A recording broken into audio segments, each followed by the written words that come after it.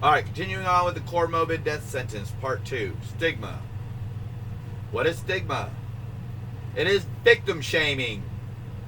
Blaming the abuse victim for the abuse and expect them to be perfectly normal, and if they can't do it on their own, it's their fault too.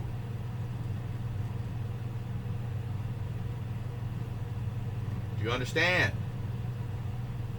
Blaming the abuse victim for the abuse. Meaning you got abused, but it's your fault you got abused. If you were perfectly normal, then you wouldn't have been abused. So you better act perfectly normal so you don't keep getting abused. And when you can't do it, the abuse you receive is your fault as well. Am I clear? Am I clear about what happens to child abuse victims? They are blamed for their child that they got abused as children. They're blamed that they can't act normal.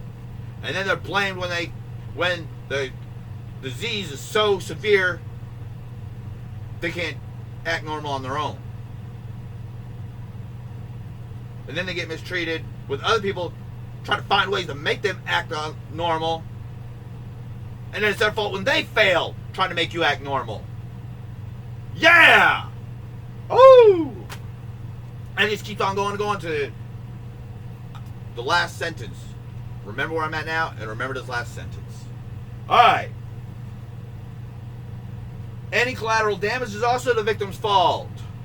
Those hospital bills, when I wrecked my vehicle, having that seizure, if I would have did anything but hit a power pole,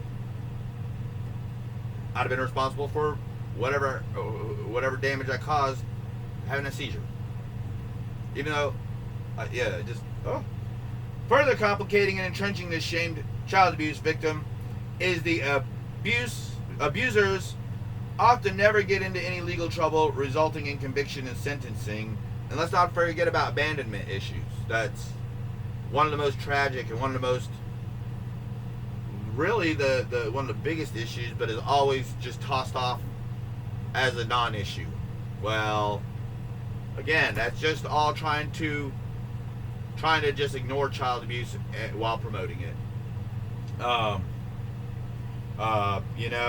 But yeah, the abusers almost never get into any legal trouble, resulting in conviction and sentencing. And when they do occasionally have to pay for their criminality, they get off easy.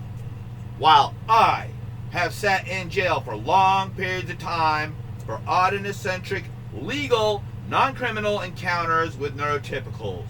So where's the equality? Why do I spend long periods of time in jail for legal, non-criminal behavior when these child abusers often go unpunished?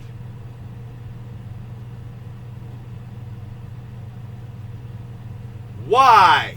Comments below. I want your answers. I'm not even going into this. I want your answers. Please. Why do they get to get free and I spend long periods of time in jail for non-criminal,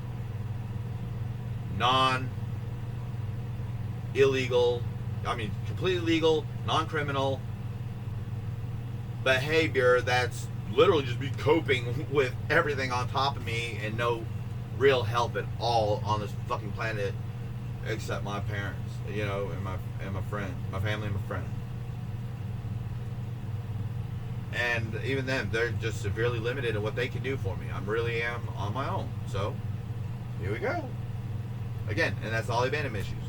Like I said, I'm in social isolation right now, even though I want to go say hi to my groupies over in town and just have a little change of scenery. Nope. It's what? Thursday? My court date's what? Tuesday, Wednesday? Shit, I still got another 5 or 6 days ago till court. And again, time goes by so slow alright.